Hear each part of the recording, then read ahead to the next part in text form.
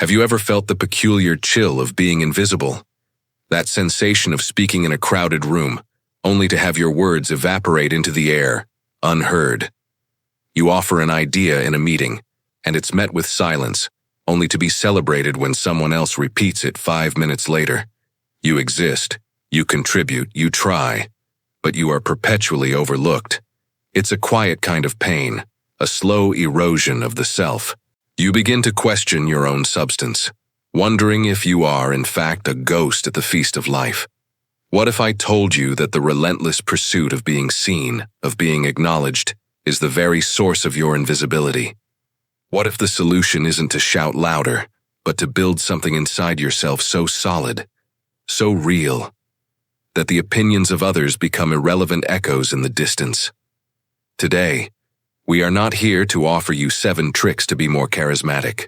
We are here to undertake a radical re-engineering of the soul. We will turn to the most pragmatic and battle-hardened psychologists of the ancient world, the Stoics. Thinkers like Epictetus, a former slave who became one of history's most influential teachers, and Marcus Aurelius, an emperor who ruled the most powerful empire on earth, yet spent his nights writing to himself, wrestling with the same demons of doubt and purpose that you do. They developed a set of mental disciplines designed to forge an unbreakable inner fortress, a citadel of self-worth that does not depend on external validation. These are not platitudes, they are psychological weapons. And today I will give you the 5 core disciplines to build your own. This is the Stoic cure for invisibility. Before we lay the first stone of our citadel, we must understand the terrain of our own mind. The fundamental mistake we make, the error that gives rise to the pain of being disregarded, is a failure to distinguish between 2 worlds, the world outside of us and the world within us. This brings us to the first and most critical discipline, the discipline of the blade of perception. Epictetus taught that the chief task in life is to separate matters into 2 categories, things that are up to us and things that are not. What is not up to us? Your reputation, the opinions people hold of you, whether they listen to your idea in the meeting, whether they like you, respect you, or even notice you. These things are externals. They are fundamentally outside your complete control. You can influence them, yes, but you cannot command them. You can be the most brilliant, kind, and capable person in the room, and still be overlooked for reasons that have nothing to do with you. Prejudice, jealousy, someone else's bad mood. To chain your happiness and self-worth to these externals is to hand the keys of your emotional well-being to 1,000 different strangers every single day. It is a recipe for a lifetime of anxiety and disappointment. Now, what is up to us? Your choices, your judgments, your will to act, the character you choose to cultivate, the principles you decide to live by. This is your kingdom. It is the only sphere where you have absolute sovereignty. The first discipline, then, is to wield this distinction like a razor-sharp blade. Every time you feel that sting of being ignored, you must pause and apply it. Ask yourself, is the opinion of that person in my direct control? No. Is their lack of attention in my control? No. Is my reaction to being ignored in my control? Yes. Is my choice to remain focused on my own purpose, regardless of their applause, in my control? Yes. This is not about pretending you don't feel the sting. The blade is not an anesthetic. It is a diagnostic tool. It tells you where the real problem is. The problem is not that you were ignored. The problem is that you judged being ignored as a catastrophe, as a reflection of your true worth. The Stoics would say that it is not events that disturb people, but their judgments about events. By constantly, relentlessly applying this blade of perception, you begin a profound shift. You stop being a victim of your circumstances and start becoming the architect of your responses. You reclaim an immense amount of energy that you were previously wasting on trying to manipulate the uncontrollable. But simply knowing what to ignore is not enough. It creates a vacuum. If your value is not to be found in their applause, then where do you find it? This is not a path to nihilism. It is a path to a more stable, more powerful source of self-regard. And that leads us directly to the second discipline. The second discipline is the anchor of internal value. Once you have used the blade of perception to sever your dependence on external opinions, you must anchor your sense of self to something solid and entirely within your control. For the Stoics, this anchor was virtue. Now, virtue is a word that can feel old-fashioned or moralistic. But for them, it was profoundly practical. It simply meant excellence of character.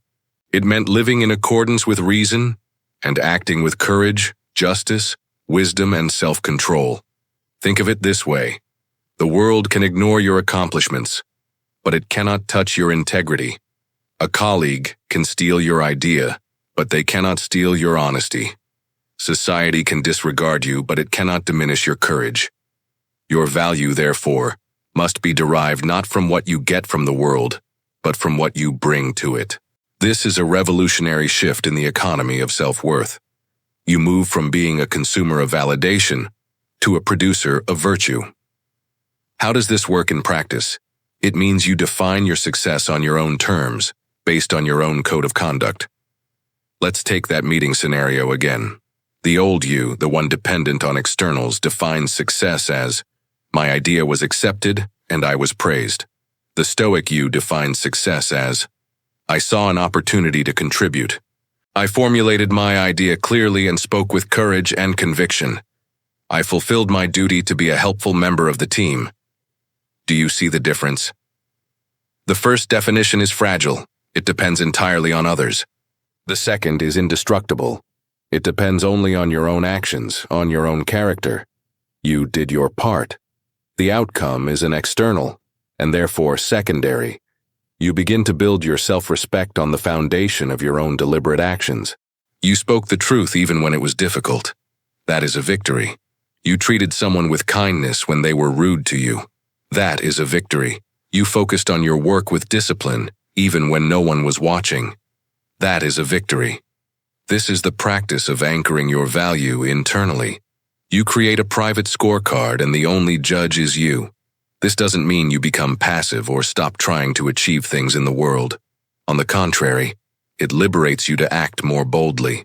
When you no longer fear the withdrawal of external approval, you become much more willing to take risks, to speak up, to be your authentic self.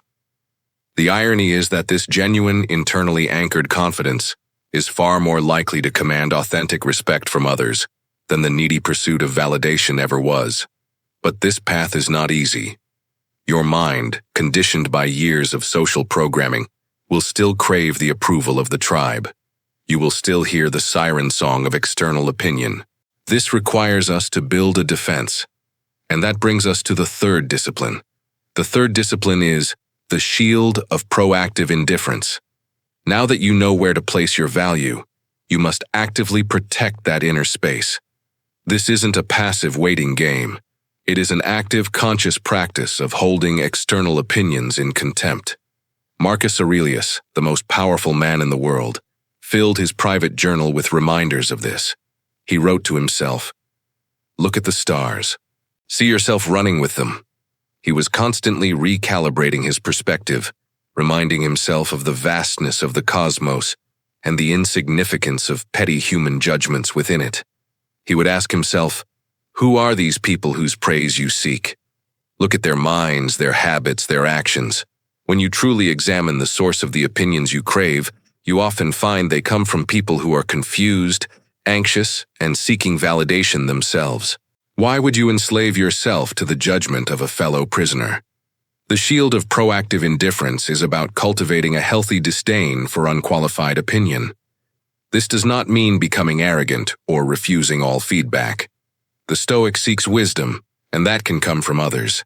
But they distinguish sharply between constructive feedback that helps them live more virtuously and the empty noise of praise or blame. You must train your mind to view the opinions of others as neutral data, not as verdicts on your soul. If someone ignores you, you see it not as "I am worthless," but as "this person's attention is currently elsewhere." It's a simple, objective observation. You strip the event of the toxic narrative you've attached to it.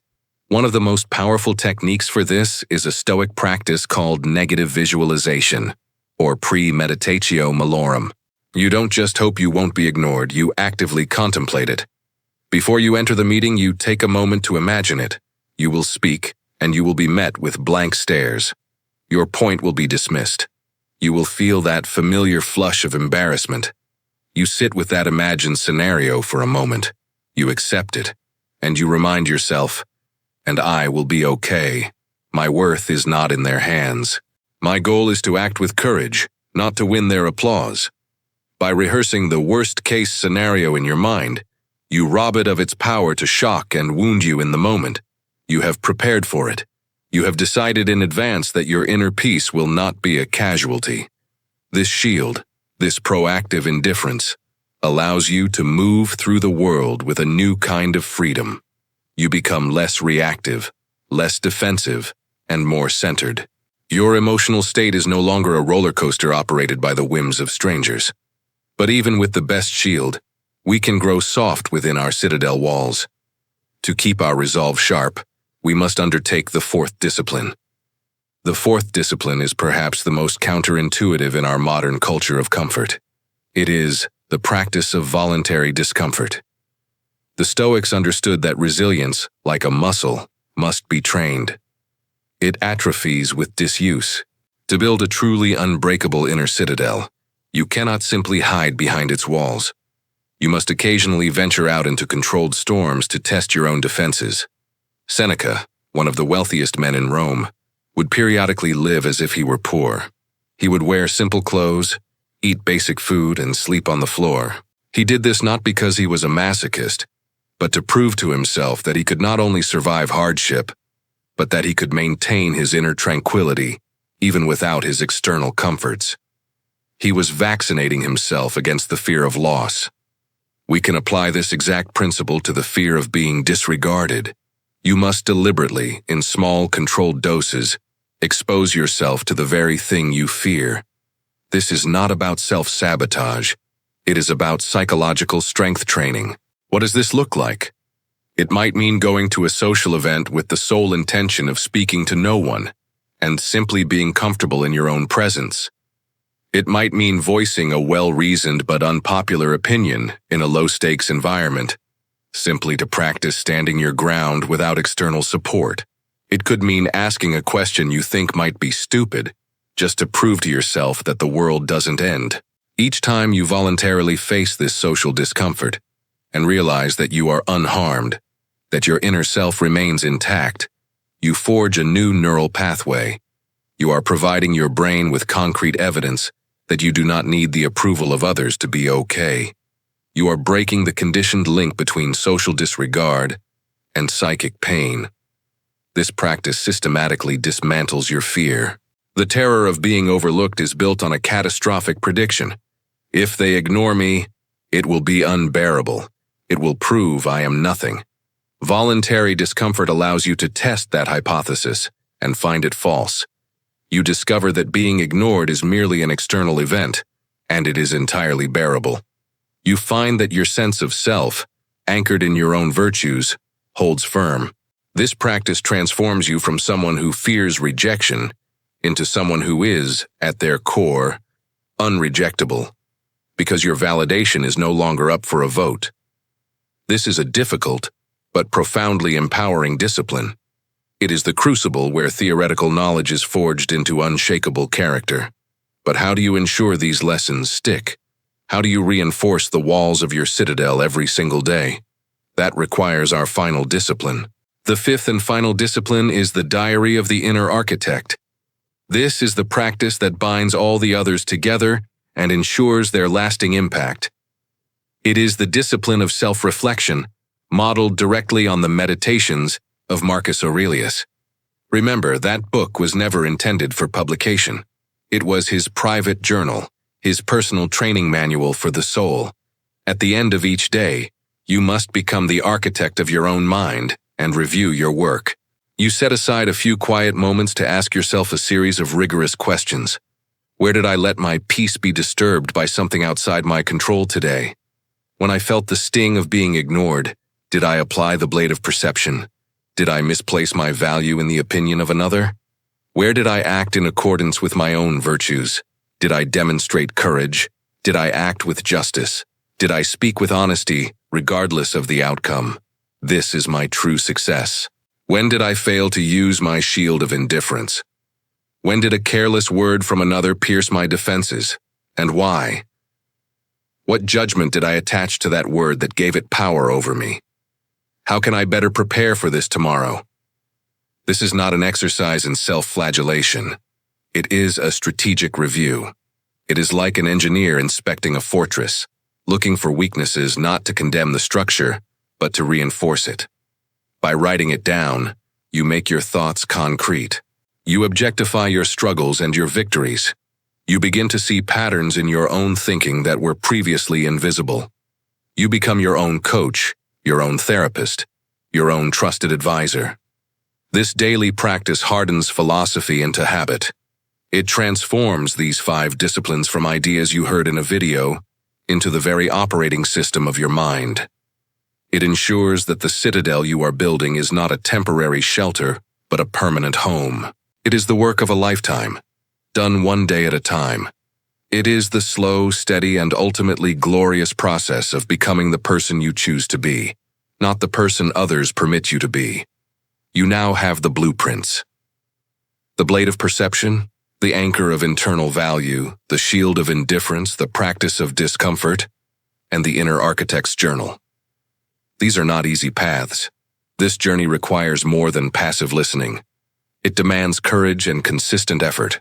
There will be days you fail, days your old programming takes over, and you find yourself once again chasing the phantom of external approval. This is part of the process. The goal is not perfection, but progress. The goal is to build a foundation so deep and so solid within yourself that when the winds of opinion blow, as they always will, you remain unmoved. You find a new kind of presence, one that isn't loud or demanding, but is rooted in an unshakable sense of self. It is a quiet confidence that emanates from you, because you are no longer a house of cards, trembling with every passing breeze. You are a citadel. You are a fortress. And the profound irony is that this authentic, self-possessed strength is the very thing that commands true, lasting respect from the world. You stop needing to be seen, and you finally become visible. If these explorations into the architecture of your mind resonate with you, ensure you subscribe and click the notification bell so you don't miss our future deep dives. The journey of self-mastery is long, and we are here to walk it with you. Now, I have a question for you, and it requires honesty. Which of these 5 disciplines feels both the most challenging and the most necessary for you right now? The blade of perception, the anchor of value, the shield of indifference, the practice of discomfort, or the inner journal? Declare your focus. Share your commitment in the comments below. Your journey can inspire others. Remember this: the world will grant you the exact amount of respect that you grant yourself. No more, no less.